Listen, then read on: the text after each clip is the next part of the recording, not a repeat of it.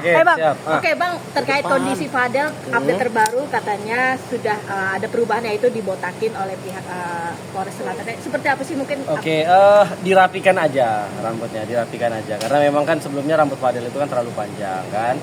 Dia khawatirkan kalau di dalam sel itu susah untuk perawatannya. Jadi rambutnya dirapikan. Lebih ganteng sekarang Fadel. Itu kapan, Bang? Loli ini kalau seandainya ketemu Fadel pasti jatuh cinta lagi gitu. Digundulin kapan, Bang? Pangling. Digundulin kapan, Bang? Informasinya kemarin. Oke, kondisi psikis mental Fadel seperti apa ketika sudah dipindahkan ke ruang tahanan sini? Ya, psikisnya pertama begini, Fadel itu selalu menyatakan dirinya, Bang, saya kuat. Ya. Orang abang tenang aja, yang penting dampingi Fadel terus, kita berjuang sampai akhir, Bang. Itu pesan Fadel gitu. Karena memang Fadel selalu bilang, Bang, ini bukan pertama kalinya saya di sini, Bang. Jadi saya pasti kuat dan saya pasti bisa melalui ini, Bang. Orang abang yakinlah ini semua fitnah kepada saya. Itu pesan Fadel. Tapi sekuat-kuatnya Fadel kan mungkin keadaan mata tidak Bang, abang lihat sendiri apa sih, walaupun terlihat kuat tapi kondisi. Ya, kalau kondisi mata ketika saya mau pulang gitu ya berlinang, berkaca gitu. Artinya dia sedih ditinggalkan gitu kan. Tapi itu hal yang wajar bagi saya kan. Ya, siapa juga yang nyaman di dalam itu kan gitu kondisinya. Bang, mungkin tanggapan ketika rilis kan muka Fadel seperti Ada penolakan seperti itu, Bang. Mungkin apa Ekspresinya, Bang. Kalau untuk ekspresinya itu ketika rilis Fadel itu masih tidak menyangka di posisi ini gitu. Karena berlalu begitu cepat. Jangankan Fadel, saya sendiri pun tidak nyangka kondisinya secepat ini. Apalagi posisi Laura Mirjani atau Loli yang saya sudah 4 mata bicara dengan Loli. Dan saya tekan di situ sebenarnya Loli. Bukan baik-baik saya ngomongnya. Saya tekan gitu. Karena memang saya menginginkan fakta gitu. Karena lawyer ini ketika mendampingi klien selalu menyampaikan kepada klien itu untuk bicara jujur aja gitu. Supaya kita tahu materi pembelaan apa yang akan kita hadirkan ke depan. Materi pembelaan apa yang akan kita buktikan nanti di persidangan gitu.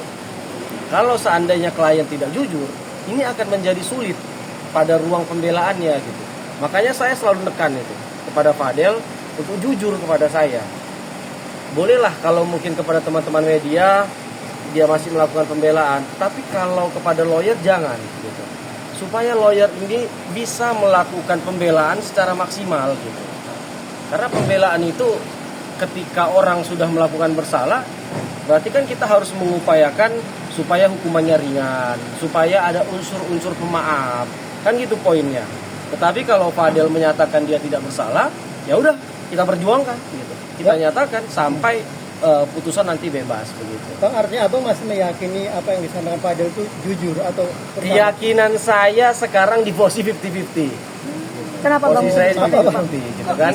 Kenapa Bang bisa begitu, Bang? Gini ya.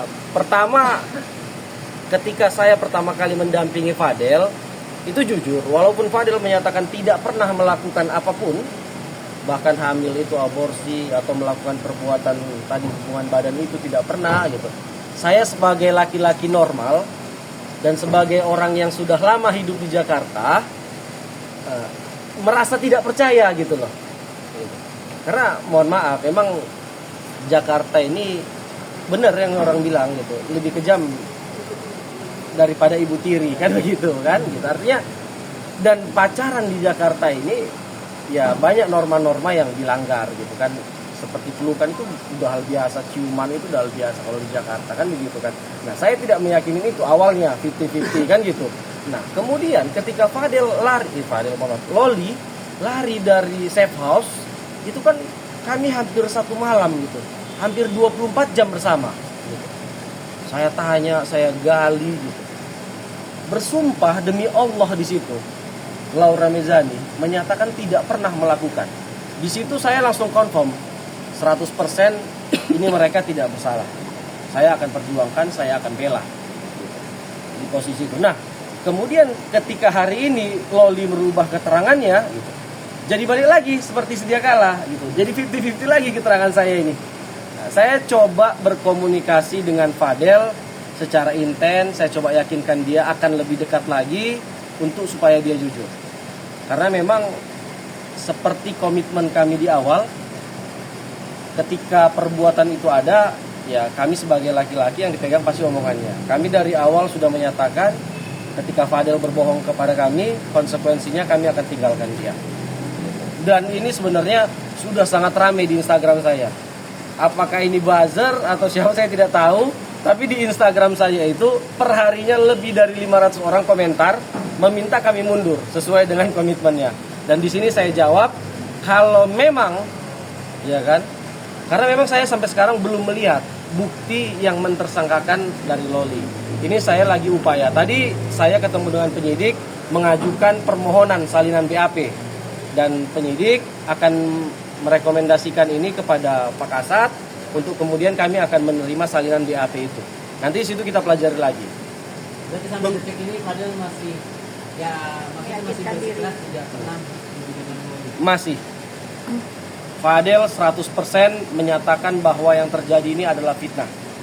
Sakit Bang Rahman katanya. Ini adalah fitnah.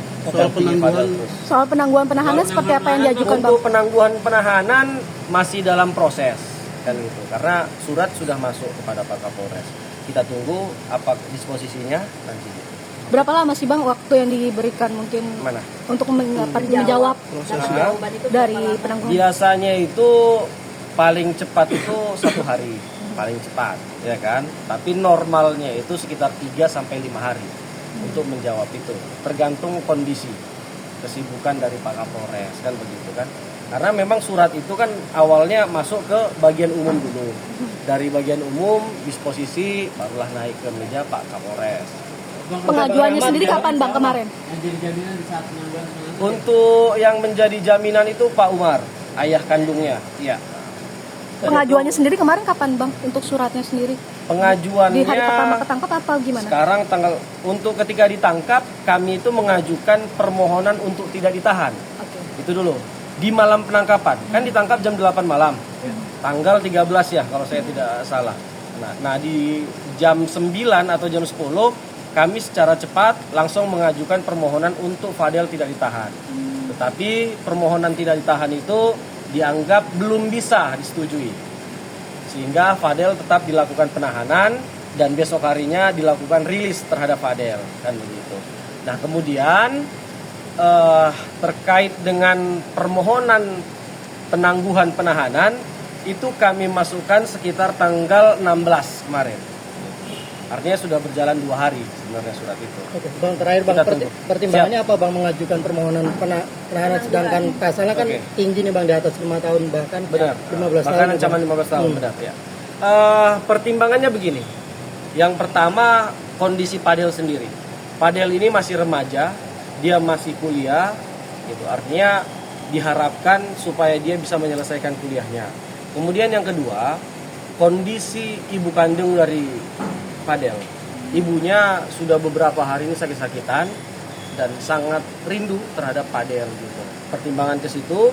Yang ketiga, bahwa Fadel sudah dijadwalkan sekitar bulan Maret akan mengikuti kompetisi dance internasional di salah satu negara gitu. Jadi kami berupaya untuk Fadel bisa tetap membela Indonesia gitu. Dan yang keempat, ada beberapa prestasi-prestasi Fadel yang selama ini dan ini mengharumkan nama Indonesia.